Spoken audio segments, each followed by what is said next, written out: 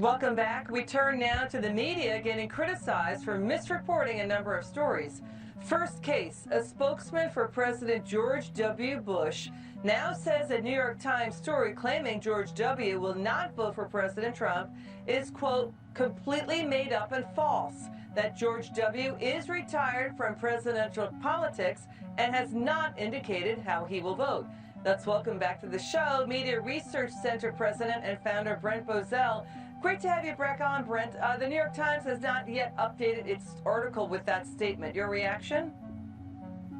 Well, maybe there are too many editors who are resigning because their staff don't like them running op-eds by senators that they don't like.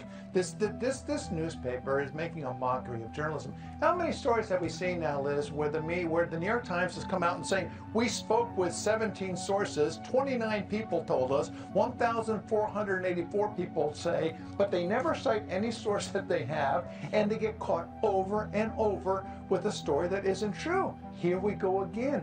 This is something that's really simple. If it is true, then you have somebody on the record who is saying it, and that person comes forward and he says, the president told me so, or what have you. But this is just a hit on the president. They've been doing this since 2015. It's shameful, but I think the public is seeing through it. Yeah, it's pretty clear that the Bush family members have not voted for Trump. The story cites people familiar with his thinking, but nothing more than that. Let's move on to the next case, Brent. Media and Democrats have been attacking and lecturing people protesting against draconian stay-at-home COVID-19 shut-in orders that outlaw even gardening or painting their houses as their small businesses collapse. But when rioting and looting hit, riots that eventually killed 19 people, including 8 African Americans, and smashed and ruined dozens of minority-owned businesses, wounding at least 500 cops and law enforcement, the media and Democrats told a different story. Watch this. It's dangerous, and these people can take this home with them and hurt their families and all the rest. I'd like to ask them if they're willing to sign away their right to treatment if and when they get infected. Who the hell do you think you are? What is wrong with people? I don't understand what is wrong with people. Stay at home.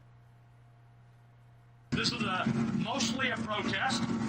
It is not generally speaking unruly, but fires have been started. Destroying property which can be replaced is not violence. And please, show me where it says that protests are supposed to be polite and peaceful. It's heartwarming to see so many people turn out peacefully across the country.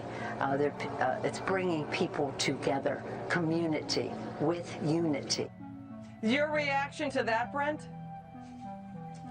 How to react to this?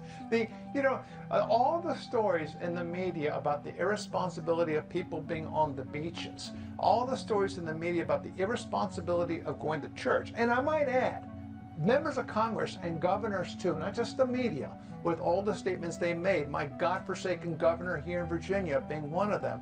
And then you have these mobs that are out there, and it's perfectly safe. Imagine yourself, Liz, imagine being a police officer and talk about bringing people together. Imagine being a police officer and having to stand there. Your job is to protect the public, and you're standing there, and there's someone in your face who is saying no justice, no peace, and then F the police and taunting you, while 50 people stand around with phones ready to snap a picture should you as a policeman take one step forward. Imagine what they're going through now, and then think about all those leftists who are on national television right now talking about a peaceful, wonderful life we have. Imagine being a member of the police today. We ought to thank them. All right, next case. George Washington University law professor Jonathan Turley is slamming the media for widely dismissing and not covering the recent revelations of Obama administration officials, including Joe Biden and Obama's chief of staff, going after Michael Flynn, demanding that Flynn's name be released, an intelligence report, and unmasking.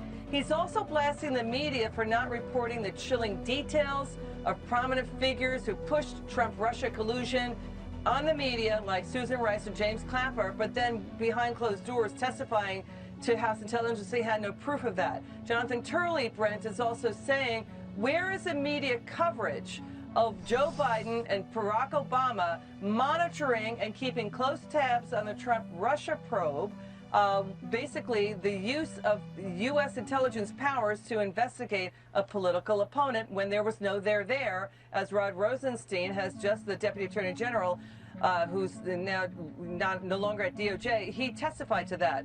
So Jonathan Turley is really slamming the media's poor coverage on that. Your reaction, Brent? Jonathan Turley, no right-winger. What are we looking at here? We have the media that mocked President Trump for months, mocked him when he said that the Obama administration was spying on his campaign and on his transition team. They mocked him for it. Well, now we know what? Well, now we know that they were eavesdropping on them. They were spying on the Trump camp. But what we know even more now is that they had no evidence when they were doing it, and they still haven't provided a motive. They are spying on their fellow man, and this spying goes to the very top of the Obama administration. We're about to release some numbers. I'll give you the numbers now for the month of May to prove Professor Turley is entirely correct. Network news coverage of this spying on the American people by the government of the United States, trying to destroy people, trying to destroy General Flynn. Less than 2.5 minutes of coverage. Brent, you know, to what you're saying too, Jonathan Turley also is asking, what if the George W. Bush administration had done the same to the incoming Obama administration? Your final word? The media, he's saying, would have exploded. Your final word? 2 words, Richard Nixon. Remember how they went after Richard Nixon and all the things that he was doing that were anti-American. Look what this administration, what the Obama administration has been doing. Look how they have been trying to systematically destroy heroes. Well, the Nixon administration did break the law. Well, they broke the law, Nixon administration did break the law using the FBI, IRS, and Secret Service. Yeah. Okay, go ahead. Final word. How do I think laws have been broken by the Obama administration, and if the media were all over Nixon trying to investigate it, where are they now with Obama? Okay, Brent Bozell, thank you so much. Appreciate you coming on. Come back soon.